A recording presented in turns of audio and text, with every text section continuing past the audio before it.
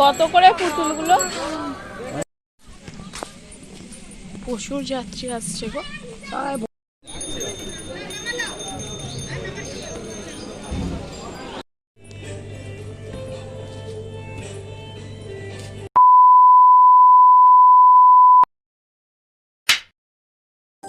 Good morning everyone, কেমন আছো তোমরা সবাই? আশা করছি তোমরা সবাই অনেক ভালো আছো, আর আমিও অনেক ভালো আছি। সবার সুস্থতা কামনা করে আজ চলে এসেছি নতুন একটা ব্লগ নিয়ে। তো দেখো, সকাল সকাল বেরিয়ে পড়েছি স্কুলে। সকাল সকাল না, মানে বেলাতেই আর কি, ওই 10:30 বাজে তখন। তো এখন স্কুলে যাচ্ছি, আর স্কুল থেকে আসার পর সেরকমভাবে আর কিছু শ্যুট করা হয়নি। আর এটা হচ্ছে আমাদের রাতের তারকেশ্বরের শ্রাবণী মেলা। দেখো তো আস্তে আস্তে যাত্রী ঢুকছে। এটা হচ্ছে শনিবারের ভিডিও। তো শনিবার তো সেভাবে ভিড় হয় না, মোটামুটি অল্প যাত্রী ঢুকেছিল। তো সারা রাত ছিল ডিউটি। আর তারপরে ভাবছিলাম যে কি খাবো, তো চলো এখন চলে এসেছি চায়ের দোকানে চা খেতে। শুধু আমি একা না, আরও 2-3 জনকে নিয়েও এসেছি সাথে করে চা খেতে। তো এখন বাজে রাত্রি 2:10।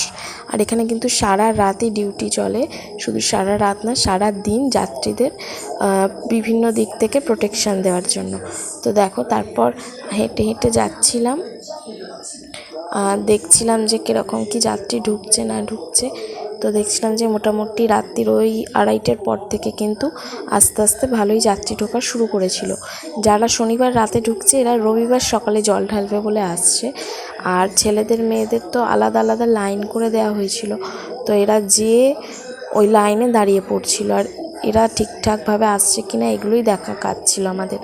আর এই যে শুধু আমরা একা নাইট ডিউটি করিনি, আমাদের সাথে এই কুকুর দুটোও করেছিল, তাই ওদেরকেও ভিডিওতে নিলাম। তো দেখো, এই প্রথম এত কাছ থেকে, মানে রাত থেকে ভোর হওয়া দেখলাম। এখন বাজে ভোর 4:30 মতো। আস্তে আস্তে দিনের আলো ফুটে গেছে। আর তারপরে দেখো, এই ছোটোবেলায় আমরা যে পুতুলগুলো কিনতাম, তারপরে দেখলাম মেলায় গিয়ে এখনও সেগুলো পাওয়া যায়। তো সেগুলোর কাছে গিয়ে একটু দেখছিলাম আর দাম জিজ্ঞাসা করছিলাম যে কীরকম কী দাম। আর এখানে 2-3টে যাত্রীও কিনবে বলে এগিয়ে এসেছিল। বেশ সুন্দর সুন্দর পুতুলগুলো ছিল এখানে। আর দেখো, তখন মোটামুটি 5টা 5:30 বাজে। সমস্ত দোকানগুলো কিন্তু খুলে গেছিলো। এই যে প্রচুর দোকান দেওয়া হয়েছিল রাতে, তো এই সমস্ত দোকানগুলো সব বন্ধ ছিল। তো তারপর আস্তে আস্তে খুলে গেল। আর এই যে তারপর ডিউটি শেষ হয়ে যাওয়ার পর এখন এই যে বাড়ি চলে যাচ্ছি আমি।